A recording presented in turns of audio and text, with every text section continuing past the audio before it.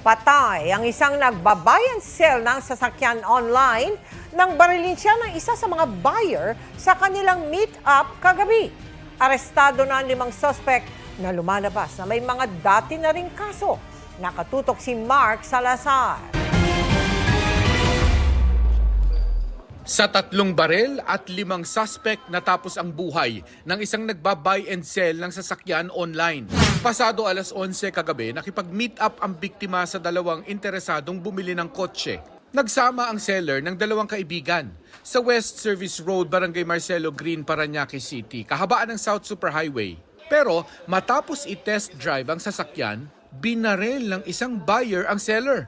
And then, without any provocation or anything, pagtapat doon sa victim, bumaba ng sasakyan, bumunot ng barel, pinutukan ng 2 beses yung ating biktima at inutusan yung testigo natin na tumakbo ka na. Ayon sa isang kaibigan ng biktima, nakasama ng isang suspect na nag-test drive, may narinig na po akong 2 putok. Pagkaputok po, ginanon po agad ako ng baril sa ulo nung nasa loob na nag-test drive. Sabi sa akin na, ka na lumaban.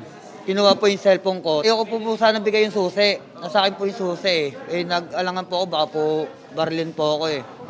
Tapos yun po, bumaba na po ako. kwento naman ng isa pang kasamahan ng biktima. Paglingon ko po sa may lalaki, nilalabas na yung barel.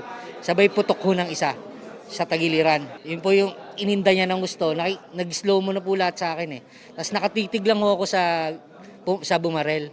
Shock po, shock. Nung pangalawang putok, dun po ako na parang nagising. Sabay nakatakbo na po ako. Tumakas ang 2 suspect, tangay ang ibinebenta sa kanilang SUV.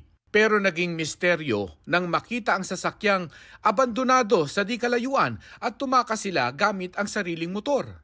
Nang sundan ng CCTV ang pinuntahan ng getaway motorcycle, nalantad ang motibo sa krimen.